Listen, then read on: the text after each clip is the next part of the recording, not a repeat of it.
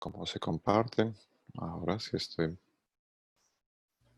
En la partecita de abajo le sale Ajá, compartir pantalla. Le da sí, clic ahí y ahí le salen las distintas ventanas que tiene disponible compartir.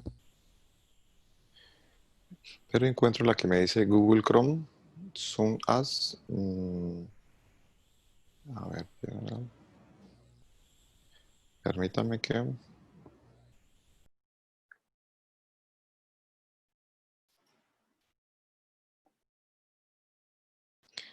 No, no la vamos a encontrar.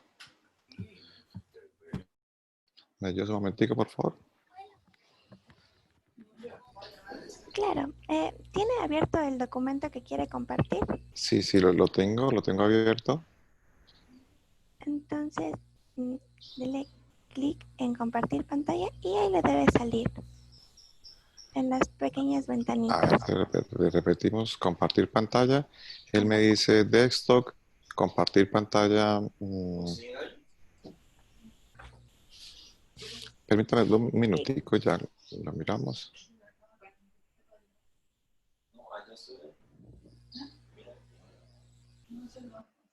Listo, ayúdame a compartir, por favor. ¿Las diapositivas cuáles son?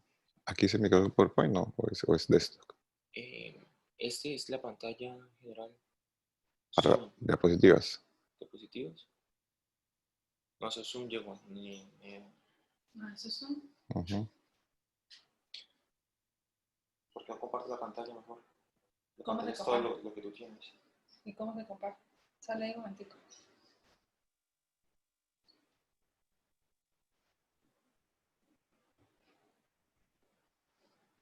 Es que me dice abrir preferencias, Emilio. Dale permiso al Zoom. Le dale clic al Zoom. Zoom no puede arreglar contenido. Salir ahora. Salir ahora. De pronto te sale la pantalla, te sale la aplicación y tienes que volver a meter de pronto.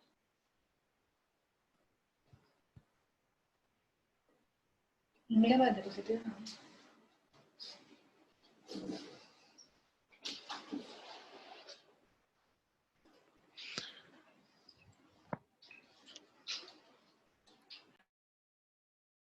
Perdón, les voy a pedir un favor especial y es si podemos comenzar con el siguiente invitado mientras resuelvo acá un problema técnico de la proyección de la pantalla. Sí, les puedo pedir ese favor. Claro, no hay Les problema. agradecería mucho. Okay. Entonces, vamos con el tema Cuerpo Juvenil en Espacios Virtuales, ProAna y ProMía, a cargo de la licenciada Lady Yurani Navarro Vázquez, estudiante de la Maestría en Educación, Estudios del Cuerpo y la Motricidad, Universidad de Cauca, Colombia, y la licenciada Yomalia Dalid Moreno Ojeda, estudiante de la Maestría en Educación, Estudios del Cuerpo y la Motricidad, Universidad de Cauca, Colombia.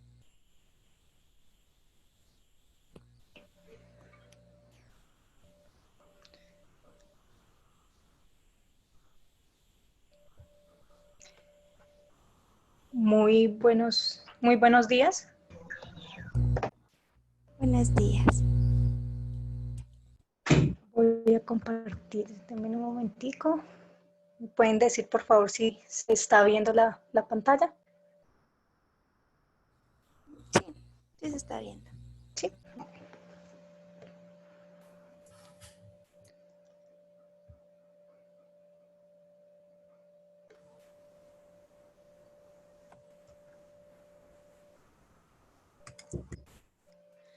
Buenos días. Bueno, la siguiente ponencia que vamos a presentar es el producto de un proyecto investigativo de la Universidad del Cauca, de la Maestría en Educación, Estudios del Cuerpo y la Motricidad. Y bueno, quien les va a hablar, mi compañera Lady Yurani Navarro, y quien les habla, Yomali Moreno. En cuanto al planteamiento del problema, hoy en día hay una gran preocupación por el cuerpo, el cual puede ser visto como biológico, social, cultural, pero también aquel que está relacionado con la imagen corporal, de acuerdo a unos estereotipos que han sido creados socialmente y que seducen a la población joven. Esto crea una necesidad de transformación de acuerdo a unos gustos e intereses de ese tipo de cuerpo. Así los trastornos como la anorexia y la bulimia Idolatran este tipo de cuerpo delgado que además es promovido por los medios masivos de comunicación que lo hacen ver como bellos, esculturales e ideales. A partir de ahí, se crean unos espacios de encuentro dentro de la virtualidad donde ellos pueden expresar esas experiencias, pensamientos, sentimientos y prácticas desde unos espacios que son creados por ellos mismos y que traspasan esas barreras físicas. Aquí no solamente se promueven estos trastornos alimenticios, sino que además se crean unas relaciones socioafectivas que son potentes. De ahí surge esa necesidad de comprender estos otros escenarios de formación, porque aquellos jóvenes que pertenecen dentro de estos espacios también hacen parte de la escuela. Por ello, la pregunta en el cuerpo los y las jóvenes con trastornos alimenticios en los espacios virtuales PROANA y PROMIA. ¿Cuáles eran esas relaciones interpersonales? ¿Cuál era esa relación entre patrón sociocultural de belleza y prácticas? Y cómo estas modificaban esas trayectorias vitales. El objetivo general fue entonces comprender esa configuración del cuerpo. En cuanto a los antecedentes, nosotros tenemos tres tendencias. La primera, en cómo se muestra de que estas influyen dentro de esa configuración identitaria por un reconocimiento social del cuerpo, pero también donde influyen los roles de género. En la segunda, donde toda esa información acerca del cuerpo también está relacionada con la belleza. Y la tercera, en donde esos procesos de recuperación, para ellos también es importante esa aptitud que toman los mismos pacientes. Aquí encontrábamos una relación del cuerpo, de la imagen y los trastornos alimenticios. En cuanto al área temática, el cuerpo tiene diferentes concepciones según el modelo de sociedad porque es una construcción social y cultural. Es decir, que ese tipo de cuerpo también se crea desde esa necesidad y características que dicha sociedad le otorga. Hoy en día hay un cuerpo que es expuesto desde nuevas prácticas y discursos que no solamente lo configuran, sino que también dan ese valor a los otros que puedan acreditarlo o desacreditarlo, desde un valor de la idolatría. Y de aquí que el éxito de lo que son la cirugía, los productos adelgazantes, las dietas, el ejercicio, porque el cuerpo no siempre es puro y liso como se muestra. Pero además es signo y es mensaje en cuanto habla de su propietario desde esa proyección que tienen los otros. Los jóvenes son tomados como sujetos activos y relacionales que tienen diferentes formas de ser, de estar y de representarse, pero también de resignificar sus identidades y sus espacios. Ellos dan cuenta de ese mundo del cuerpo desde el mundo de la evidencia, pero también desde lo simbólico. Estos mismos construyen sus propias formas de organización desde el exterior con esa relación de los otros donde hay protección y seguridad, y desde el interior que convocan a un sentido de pertenencia, pero también a una configuración identitaria. Esto hace que para ellos adquieran estos espacios un sentido, como es la virtualidad, donde ellos pueden ser activos, libres y tener diferentes experiencias. Bueno, vivimos en una sociedad donde el cuerpo ha adquirido pues como esa importancia a partir del aspecto físico. Para eso Oliva manifiesta que la sociedad ejerce una presión sobre el sujeto a tal punto de divinizar el cuerpo en cuanto a su belleza, es decir, a su estética corporal y a su imagen corporal. Considerada, porfa, puedes darle otro, compañera. Considerada esta como la representación mental que tenemos de nuestro propio cuerpo, es decir, pues esas características corporales como la altura, el peso, la forma. De ahí, pues que la configuración de la imagen se crea a partir de esa referencia que los otros aportan a ese aspecto físico de una manera objetiva, es decir, esa que se puede ver, que se puede criticar, que se puede juzgar. Y es así, pues, como para estos jóvenes tener una figura perfecta y escultural es símbolo de éxito, el cual se quiere alcanzar mediante precisamente estas prácticas de anorexia y bulimia, que son pues consideradas un trastorno de la conducta alimentaria. En cuanto a la metodología, trabajamos desde un enfoque cualitativo propuesto por Galeano. Trabajamos lo que es la etnografía virtual propuesta por Hain como método y a Strauss y Corbin en la sistematización como la teoría fundada. En cuanto al sentido de interpretación, para los jóvenes el cuerpo es esa posibilidad de encuentro con nosotros y lo otro por una influencia del contexto social y familiar. Es decir, que a partir de aquí se crea esa necesidad de aceptación y de exaltación de un tipo de cuerpo. que influye desde la presencialidad, donde hay un contacto directo y donde se rechaza esos otros cuerpos que no encajan dentro de un patrón sociocultural de belleza, y desde la virtualidad, porque hay una presencia oculta y clandestina, y aquí hay una libertad de expresión de esos deseos y anhelos. Pero también el cuerpo es esa posibilidad de encuentro con ese yo cuerpo, porque ellos pueden sentirse y reconocerse a sí mismos para tomar sus propias decisiones.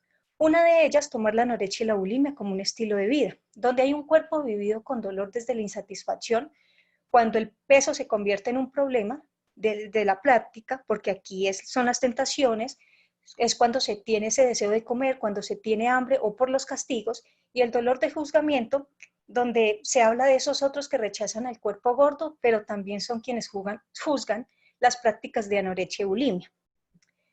En la primera categoría, hermandad virtual, Proana y Promía es un medio alternativo para encontrarse con otros con quienes se desconocen, pero se sienten identificados desde una afiliación voluntaria. Aquí se sienten motivados, acompañados, son guías, y esto crea unas relaciones socioafectivas que para ellos son importantes, creando también una hermandad virtual, donde es esa fraternidad con esos otros que se desconocen, pero que comparten unos gustos e intereses. Esa hermandad se da desde los grupos considerados como una familia, donde hay un acercamiento, porque hay compañía y motivación, hay ayuda, desde unos grupos de pertenencia e interacción simbólica. Pero aquí no solamente se expresan, aquí también refuerzan unos comportamientos que son específicos de estos trastornos. Esa carencia, ese contacto cara a cara, no limita esa creación de vínculos socioafectivos. Por lo tanto, lo que dice Chauri sobre esa carencia de la riqueza emocional en la virtualidad, para nosotros pues no estamos tan de acuerdo, porque dentro de estos espacios se evidencia que esa creación de vínculos es lo que permite expresar unas emociones, pero también es lo que motiva a continuar dentro de estos espacios, donde ese acompañar es estar pendiente y el apoyar es motivar. Así se crea esa especie de hermandad virtual, no con el vivir juntos, sino con la palabra.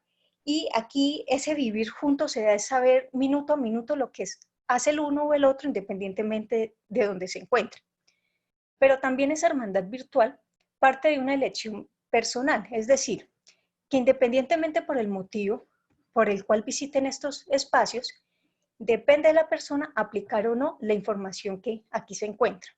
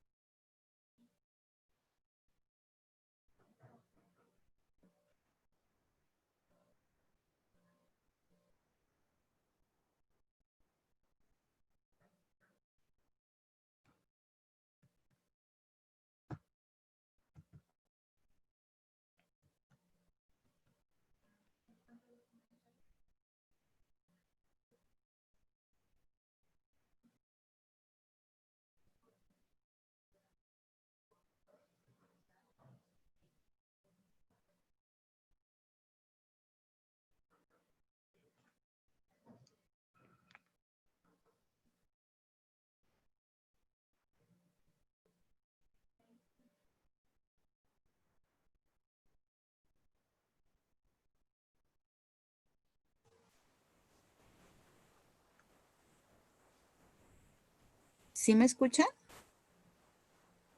Ahora sí, señora, antes no se escuchaba.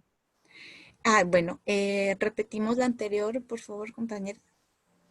Bueno, aquí los comentarios negativos repercuten en la forma en cómo ellos se sienten y se ven, considerando pues que realmente que ser gordo es fracasar y sufrir por no encajar en esos patrones socioculturales de belleza que se han impuesto a través pues de esa influencia de los medios de comunicación y la publicidad con cada uno de sus discursos o pues que se pueden mirar. De ahí también pues que estén como en esa constante comparación con los otros, con esos pares, por esa necesidad que tienen de impresionar y más que todo de aceptación social. Siguiente. Bueno, estos jóvenes reprochan también su cuerpo y no lo desean y lo describen pues de una forma un poco despectiva, reflejando el cómo se ven y cómo se sienten con él.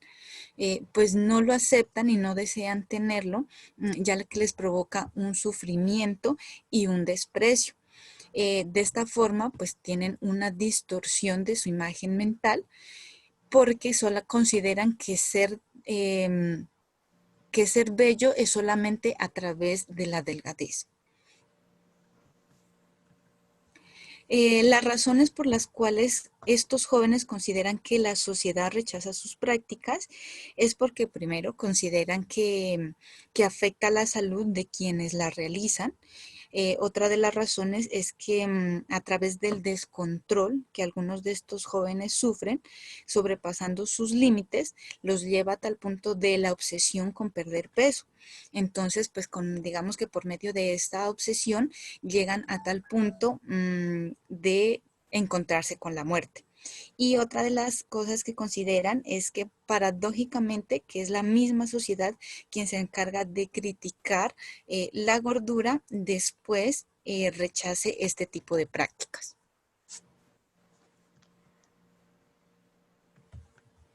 Y finalmente, el trastorno como estilo de vida, que parte de esa forma de hacer asociadas las ideas, comportamientos y actitudes desde ese hacer, sentir y ser que convocan a un control sobre el cuerpo, regido por unos patrones socioculturales de belleza que provocan esa obsesión por la perfección de un cuerpo delgado. También se debe resaltar que estas no son formas de vida fáciles de llevar a cabo por las múltiples tensiones y confrontaciones que viven a diario. Sin embargo, para ellos y ellas está asociado al éxito y a la felicidad. En este estilo de vida hay un cuerpo sin grasa que se exalta desde esa belleza en el castillo, donde este está matizado por los huesos, pero también por unos músculos que son tonificados, y de aquí que entonces ese deseo por la perfección es lo que los lleva a inscribirse a estos espacios donde estas prácticas son validadas.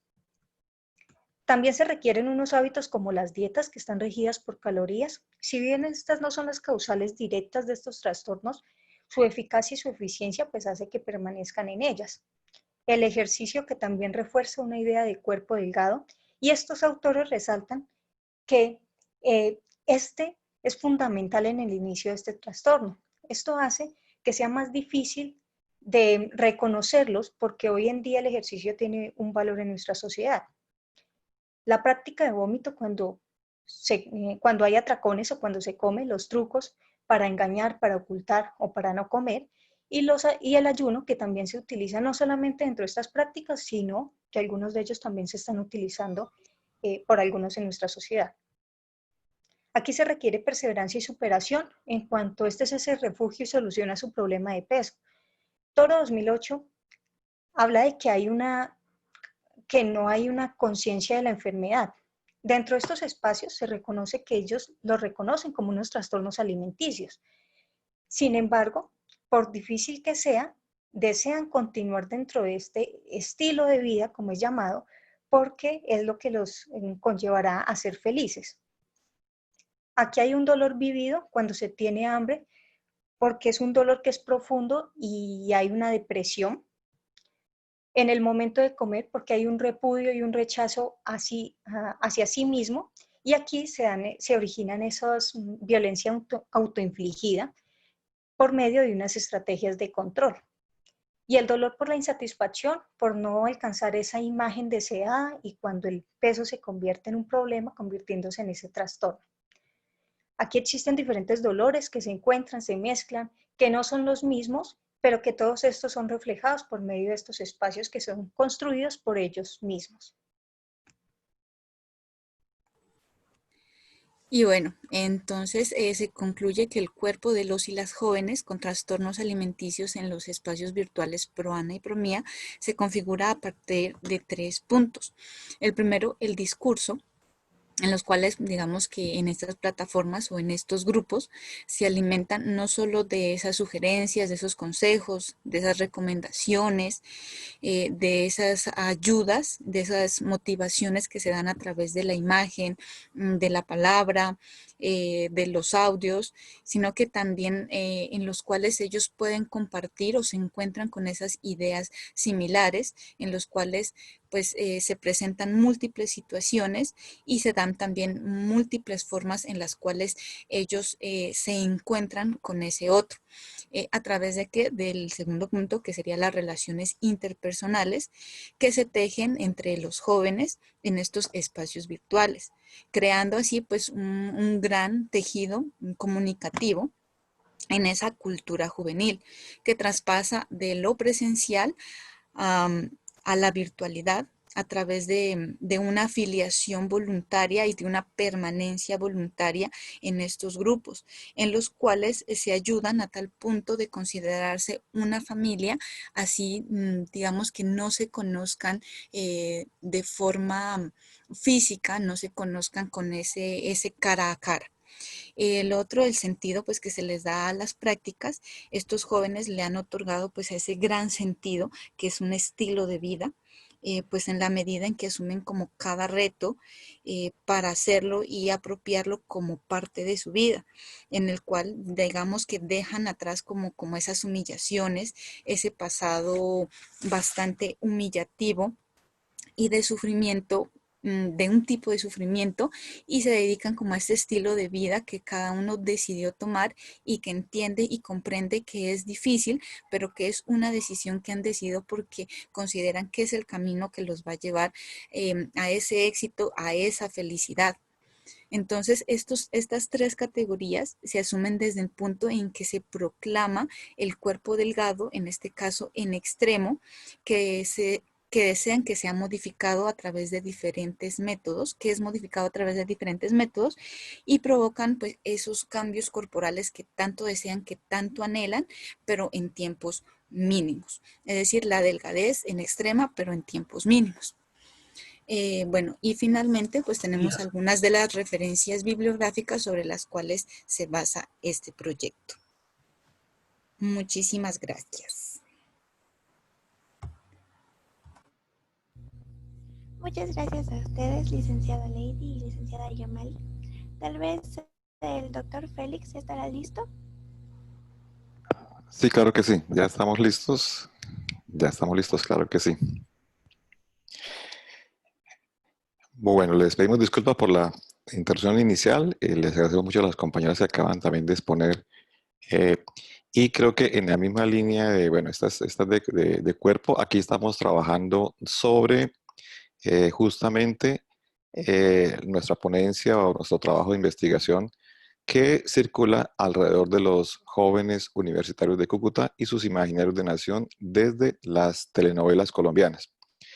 Esa es nuestra intervención, nuestro trabajo, y lo hemos elaborado conjunto con la profesora Erika Alejandra Maldonado Esteves. Obviamente un saludo cordial por parte de la Universidad Francisco de Paula Santander, desde donde estamos originando digamos, este contacto con ustedes acá en la ciudad de Cúcuta. Nosotros pensamos esta investigación a raíz de estas palabras que aparecen acá, y es que la nación en tiempos, digamos, en los últimos años, es un asunto, un tema que está en permanente crisis, desterritorialización, globalización cultural, estamos en el ámbito de la migración, en el caso, digamos, de esta parte del país, una fuerte migración de población predominantemente venezolana.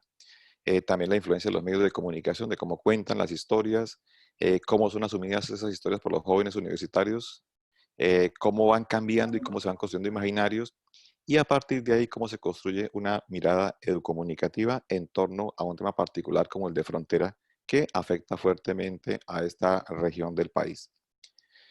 En esa medida, pues apostamos por hacer una interpretación de los imaginarios de nación que desde las telenovelas colombianas, particularmente una que se denomina Allá te espero, que fue emitida inicialmente en el año 2013 por el canal RCN y actualmente está en reemisión.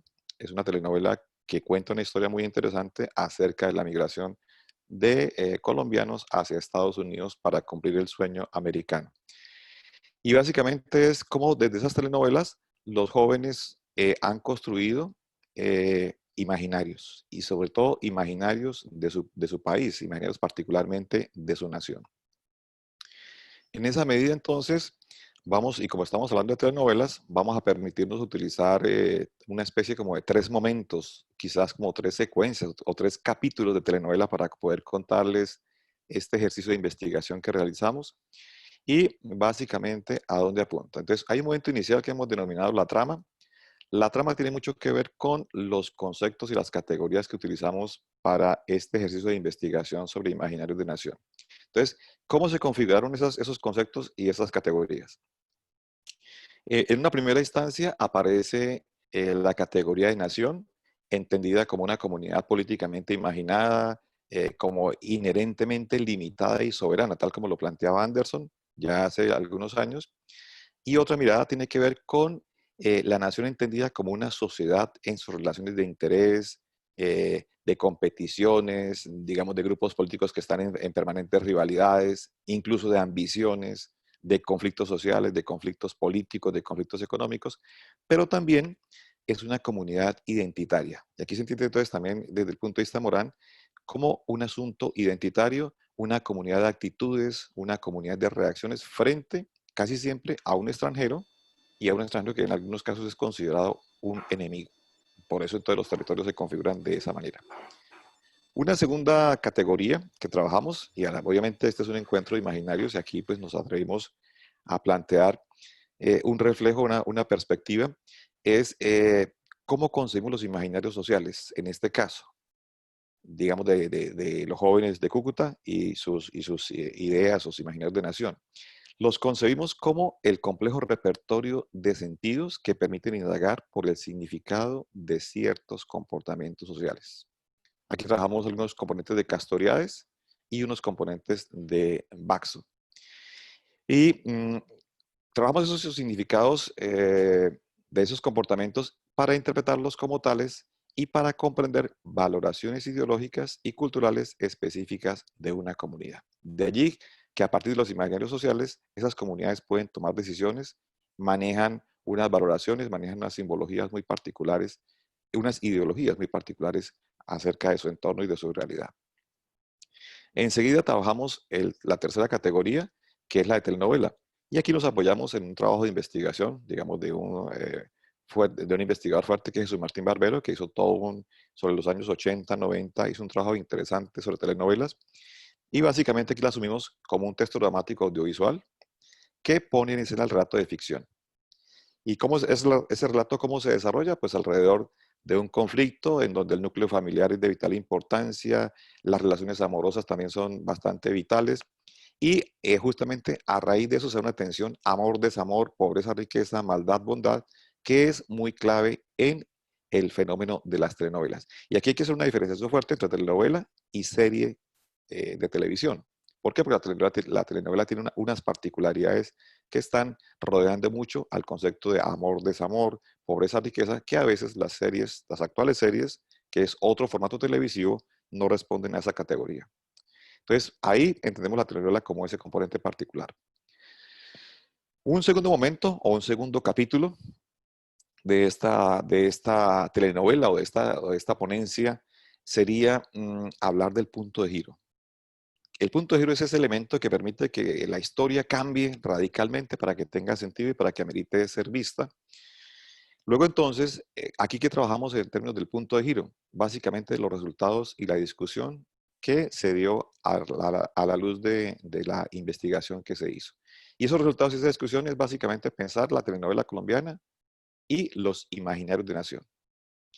¿Cómo ocurre ese fenómeno?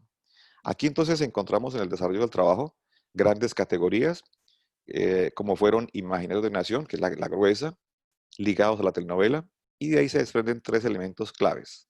Uno, entender la telenovela como género, para diferenciarla de otros géneros televisivos.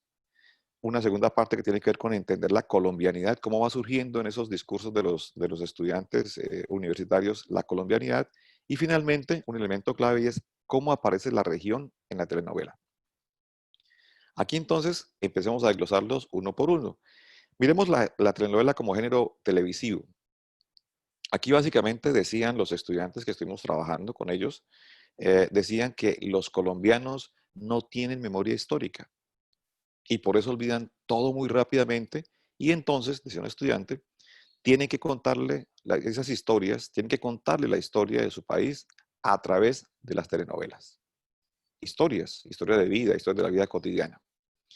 Y un segundo elemento que tiene mucho que ver con esos imaginarios, tiene que ver con que ellos plantean que la telenovela propone una forma particular de ver el país, una forma particular de contarla desde diferentes ángulos. Se ha contado desde lo costeño, se ha contado desde lo paisa, se ha contado desde lo bogotano, se ha contado desde lo santanderiano, se ha contado desde lo llanero, telenovelas como La Costeña y El Cachaco, vamos haciendo memoria por mencionar algunas, eh, muestran el país desde sus diferentes diversidades, desde sus diferentes regiones, y hay un elemento interesante de por qué es valiosa la telenovela para contar el país. Y de hecho, la telenovela, dice el autor Jesús Martín Barbero, se ha contado más país en las telenovelas que en los propios noticieros de televisión. Vamos a una segunda categoría que es la colombianidad. ¿Cómo se ha dado la colombianidad? Tomamos ahí tres elementos o tres expresiones clave de los estudiantes. Ellos dicen, bueno, en el caso de Allá te espero, que es una telenovela que habla sobre migración o que trabaja la migración, dice, yo digo que uno queda enamorado totalmente de Colombia. Esa telenovela representa nuestro país. Si recordamos, Allá te espero es una telenovela donde una familia desde el eje cafetero, particularmente en el departamento del Quindío, migra hacia los Estados Unidos intentando cumplir su sueño americano, tiene una cantidad de problemas, de complejidades y regresa nuevamente a su tierra. Ese es como el asunto que plantea la telenovela y por eso es interesante esta expresión que menciona este estudiante. En la segunda parte dice que en la telenovela tienden a crear una imagen o una percepción de lo que es Colombia. Pretenden dar a conocer cierto aspecto de lo que es la nación, de lo que es ser colombiano y de lo que significa ser colombiano. Fíjense esta expresión interesante para los estudiantes. Y una tercera expresión apunta a lo siguiente. Dicen ellos, en la telenovela, en cuanto a imágenes, yo veo a Colombia pintada con los paisajes ahí. Y son tres expresiones claves, tres testimonios que van contando sobre cómo los estudiantes asumen la colombianidad. Una tercera categoría que aparece, vamos por favor a la tercera, tiene que ver con la región. ¿Cómo aparece la región en las telenovelas? Y aquí también tomamos tres expresiones de la investigación por parte de los estudiantes. Y una primera dice, con la telenovela uno aprende a diferenciar culturas, a conocer regiones, a veces no como se mete mucho en los personajes, digamos, entonces uno aprende a conocer la gente. Es decir, se asume en esos imaginarios de que el costeño es de una manera, el llanero es de otra manera a partir de la telenovela, del paisa es de otra manera a partir de la telenovela. Cuando yo pienso en Colombia, lo primero que se me viene a la mente es el vallenato, decía uno de esos estudiantes. Sí, ha habido muchas telenovelas vallenatas y aparece el elemento vallenato. Y una tercera expresión dice, Colombia tiene muchas regiones y en la costa hablan con un acento. Aquí, en el caso de Cúcuta, tienen otro acento. En Bogotá tienen otro acento. Y ellos en las telenovelas tienen otros acentos. Actualmente las telenovelas tienen acentos ya mundiales, tienen acentos argentinos, acentos mexicanos, acentos venezolanos. Pero en el caso colombiano, las telenovelas colombianas tienen acentos de las diferentes regiones. Eso fue lo que encontramos. Profundizando en esos componentes, entonces, ahí configuramos un imaginario de nación que se da desde la telenovela, entendiendo que entonces la telenovela como género tiene algunas expresiones que tienen que ver con las tramas, con los personajes, con los televidentes, con que usted o con los estudiantes se reconocen en los personajes que aparecen en las telenovelas, se reconocen en los lugares, se reconocen en los espacios. En cuanto a la colombianidad, el imaginario de nación apunta a que hay unas concepciones de nación que subyacen a la telenovela, al discurso telenovelero, o telenovelesco mejor. Y en segunda instancia, pues ser colombiano, digamos, surge a partir de una cosa es ser colombiano en Colombia y otra ser colombiano en Estados Unidos o en el extranjero. Eso es un elemento bien interesante que encontramos en la investigación. Y otra instancia tiene que ver con las imágenes de nación que se construyen desde la telenovela. Cómo es la costa, cómo es Antioquia, cómo es Pasto, cómo es Santander, y se están construyendo desde la telenovela y se siguen construyendo.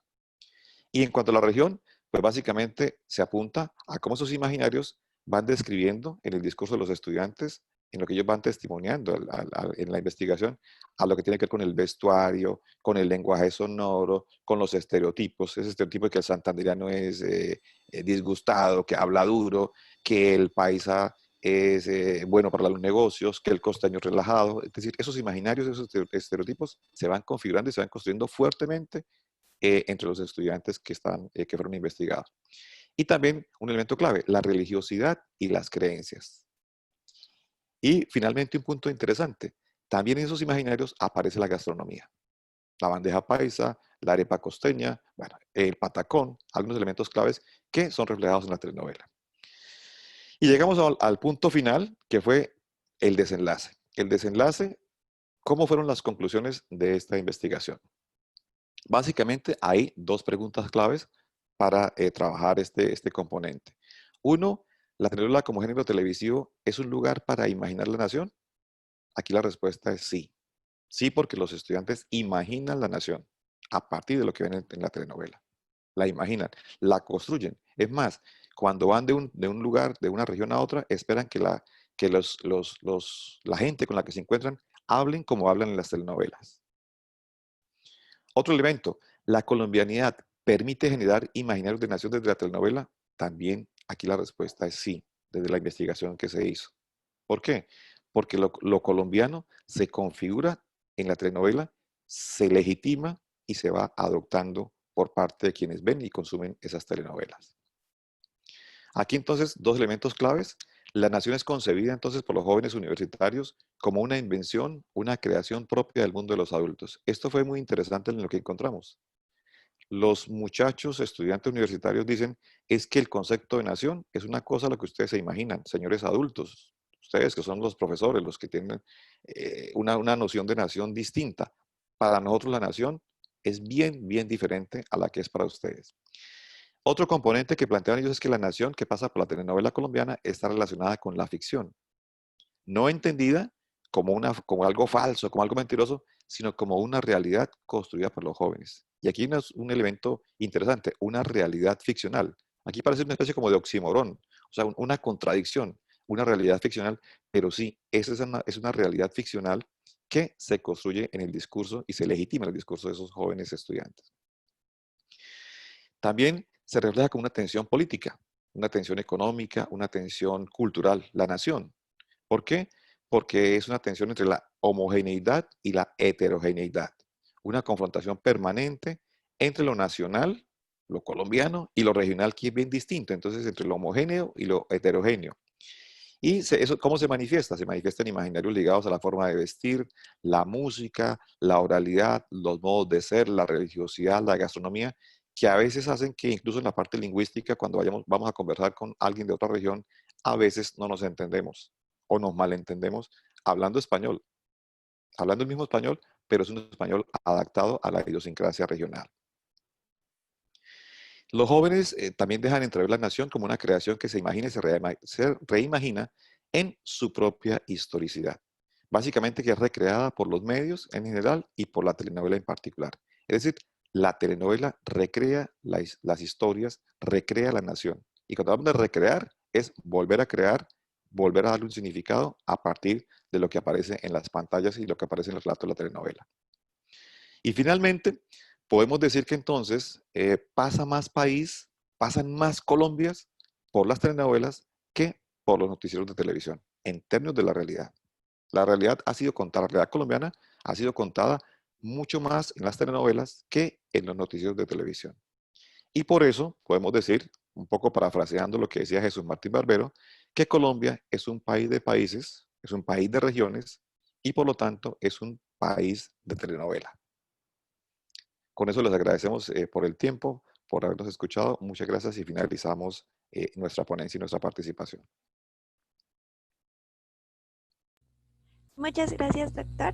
Muchas gracias, máster. Bueno, a continuación vamos a dar paso a vínculos entre las representaciones sobre interculturalidad y la práctica docente de profesores de español como segunda lengua, a cargo del licenciado Miguel López Gómez. Claro que sí, buenos días. Saludos a todos desde Chiapas. Voy a compartir pantalla.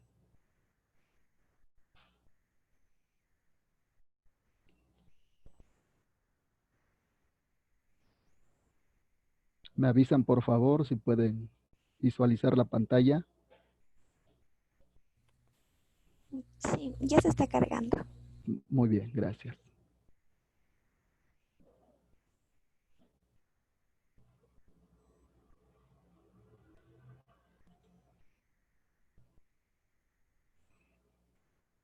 Bueno, para empezar, mientras carga la pantalla, mi nombre es Miguel López Gómez. Soy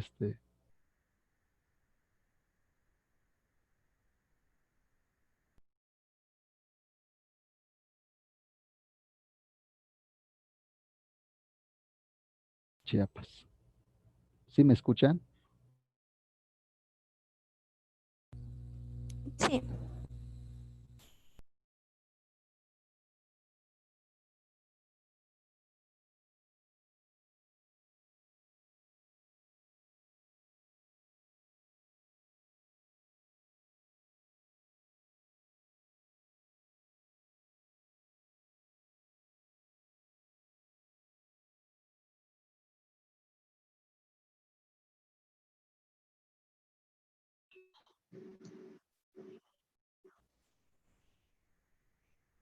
Bueno, ¿sí me escuchan? ¿Sí me escuchan? sí, ahora sí le podemos escuchar. Ah, una disculpa, mientras cargaba yo la pantalla, pero creo que no la pueden visualizar, ¿verdad? No, Voy a abrir en otro archivo. Espérenme un tantito, por favor.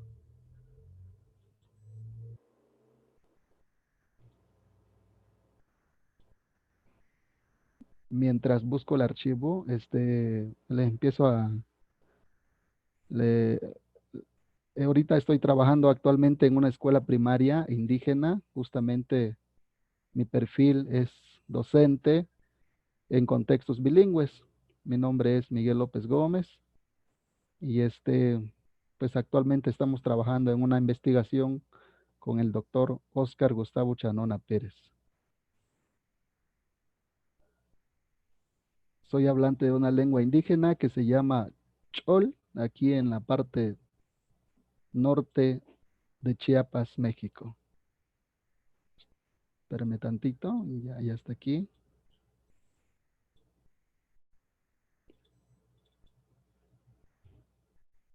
¿Sí me escuchan? ¿Sí me escuchan? sí, sí, Muy bien, licenciados. ya gracias.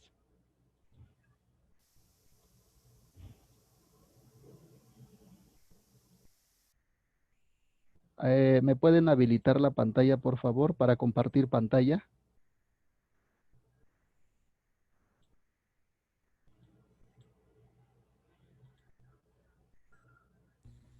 Ya, licenciado. Ya, gracias.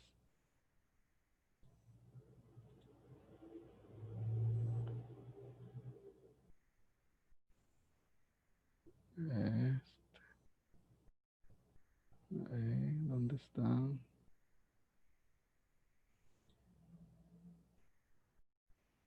Perdón, ya lo encontré, ya está aquí.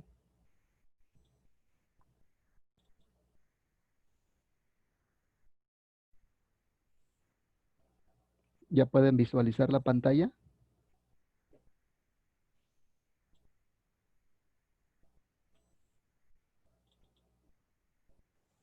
¿Ya pueden visualizar la pantalla? Bueno, sí me escuchan. Sí, sí, se le escucha. Ah, bueno, ya, bueno, buenos días. El tema con el que venimos a participar, lamentablemente mi compañero no va a estar con ustedes, pero yo voy a estar presentando durante los minutos que me restan. Pues el tema es las representaciones subyacentes en los vínculos de la interculturalidad y la práctica docente de los profesores de español como segunda lengua en contexto étnico bilingüe. Presentamos, mi nombre es Miguel López Gómez y mi compañero, el doctor Óscar Gustavo Chanona Pérez.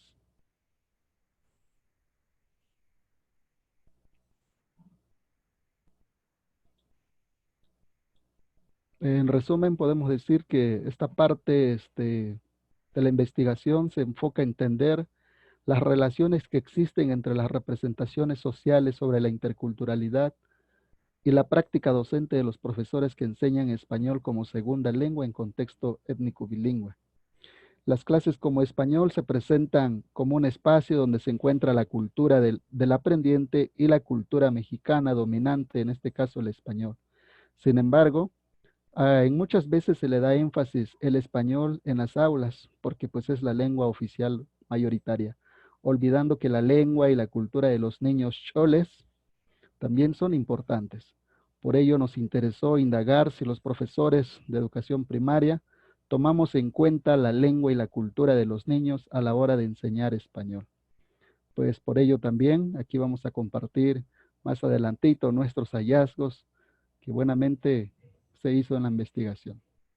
Nuestro objetivo general pues es explorar las representaciones y la práctica docente con respecto al diálogo intercultural en la enseñanza del español como L2 en los niños choles con el propósito de promover una propuesta didáctica intercultural.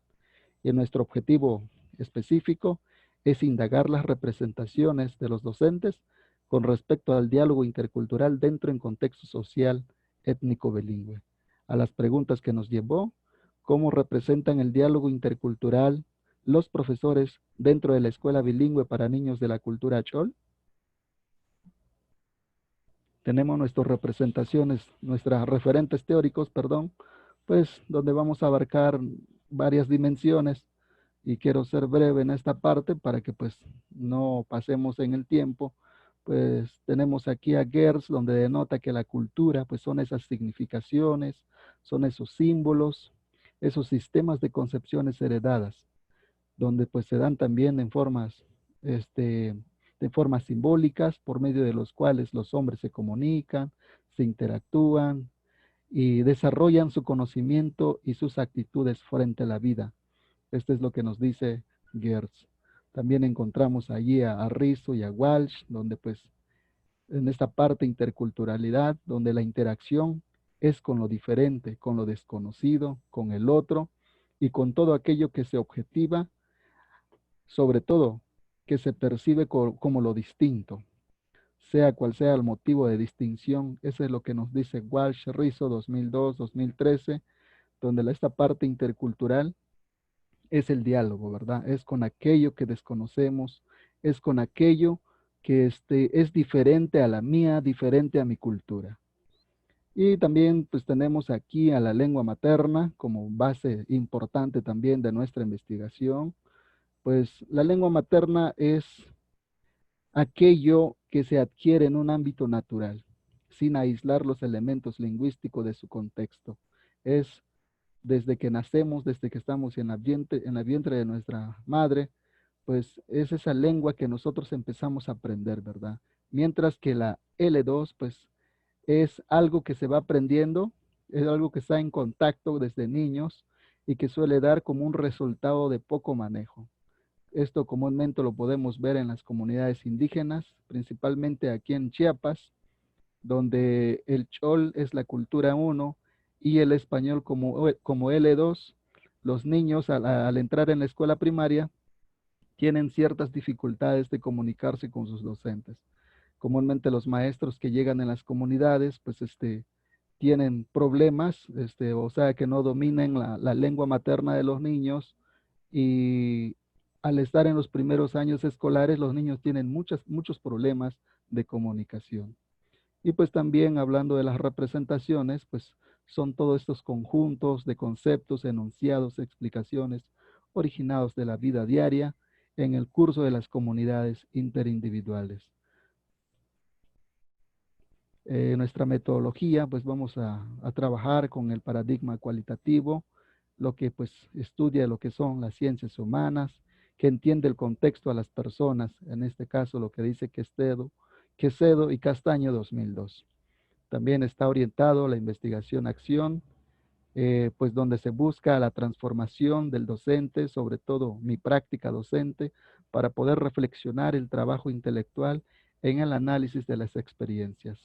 Esto está basado en Elliot 2005, en Falsborda en Ortiz 2015. También el modelo que se utilizó pues es el modelo de Chemis, que consta de cuatro acciones, podemos decir, como es la planificación, la acción, la observación y la reflexión. Nuestros contextos participantes, pues más o menos ya les platicaba.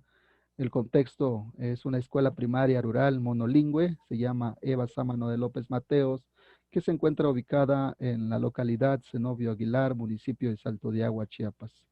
Nuestros alumnos son niños, son alumnos que oscilan entre 12 y 10, 12 años, que hablan la lengua chol, son de sexto grado, y pues todos hablantes de la lengua chol, aprendiendo español.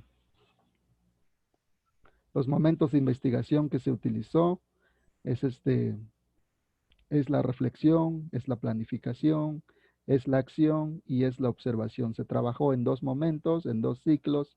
Se llevó varias actividades para trabajar. Primero, pues, se llevó el primer ciclo, 6 meses, y el otro ciclo también 6 meses. Revisar nuevamente el plan para pasar al segundo ciclo, replantearlo y comenzar un nuevo ciclo. Nuestros hallazgos que pudimos obtener, pues, son varias. Vamos a dar a conocer algunos de los más recurrentes según la representación de los maestros. Entonces, nuestros hallazgos, ¿cómo representan el diálogo intercultural los profesores de la Escuela Bilingüe para Niños de la Cultura Chol? De acuerdo con nuestros datos, las representaciones sociales, pues, los maestros comúnmente se remiten a temáticas socioculturales, particularmente aquellos que se vinculan como los artefactos culturales más conocidos en ambas culturas, como es la música, los monumentos, la vestimenta, los alimentos, ¿no? Entonces, pues los participantes creen que la interculturalidad, perdón, es el respeto de las demás culturas. Ciertamente, pues muchos voces, muchos maestros dicen, no, pues la interculturalidad es aquella cultura que desconozco, es aquella cultura en la que nosotros no coincidimos, como la religión, sus gustos, pero pues yo pienso que para que haya una interculturalidad, dicen, debe de haber respeto, debe de haber ese diálogo. La interculturalidad es la aceptación de nosotros mismos, empiezan a decir los maestros. Es la aceptación de nosotros y los otros, aquello con lo que no conoce, aquello con lo que es diferente, aquello con lo que no, no compartimos, tal vez incluso los mismos hábitos. Es estrecharle la mano a los demás sin prejuicios ni discriminación. Es el deseo de una mejor convivencia con otras culturas. Pues en este caso, pues los docentes creen que el salón de clases es un espacio donde se puede llevar a cabo y se puede compartir lecciones con los docentes, alumnos, aprender de otras culturas como la cultura dominante mexicana, en este caso el español, así como el fomento de una lengua del aprendiente. Lo intercultural en los pueblos étnicos mayenses, el chol en este caso, debido a que en sus territorios el proceso de interacción y convivencia está presente en su día, desde el cómo a partir de la oralidad recupera y preserva su modo de construir y reconstruir la vida. Los choles creen que la interculturalidad es la aceptación del otro, aunque sea diferente a mi cultura. Aquí los niños en Chiapas justamente nacen hablando lo que es la lengua chol, pero el chol comúnmente no tenemos estas prácticas, ¿no? De que pues se escriba o se lea, sino que lo vamos adquiriendo de manera oral, desde que nuestros padres nos enseñan a hablar nuestros primeros balbuceos, nuestras palabras son en chol. El español se va adquiriendo. En la escuela es la instancia formadora donde nos convertimos, donde aprendemos esta segunda lengua. Entonces, Las representaciones de los docentes influyen en la enseñanza-aprendizaje. El docente tiene esa representación que al llegar en las aulas, así como él lo aprendió en la escuela, de los años que haya pasado en la escuela primaria, en la secundaria, sigue jugando un papel muy importante en lo que es la gramática. Y lo intercultural, pues no está como un currículo oficial donde se destine un buen tiempo, sino que la gramática sigue siendo un aspecto muy importante en la enseñanza, sobre todo con los niños. Lo que se conocen es lo que promueven, justamente. Si lo que es lo que conocen los maestros sobre cultura, pues comúnmente es la comida, es la vestimenta, es esta parte de los monumentos, ¿verdad? El vestuario. Los maestros a eso se remiten, no van más allá, no miran que la interculturalidad también son los valores, son los hábitos de cómo se comunican, de cómo piensan, ¿verdad? Entonces las representaciones tienen mucha influencia en la enseñanza-aprendizaje. Vemos que este iceberg como analogía cultural, según Hall 1976, comúnmente solo podemos ver lo que está en la parte superior, que tal vez es el 10%, y es lo que más se fomenta tal vez en las escuelas, como el folclore, la música, el arte, la literatura. Pero no podemos ver, no se puede aprender, no, digamos que no pueden ir más allá. Por ejemplo, cómo piensan los choles, qué significado tienen esos mitos, esas leyendas, cómo forman esas normas culturales, cuál es su comportamiento de la gente, cuáles son sus opiniones, qué imaginan ellos. Toda esta parte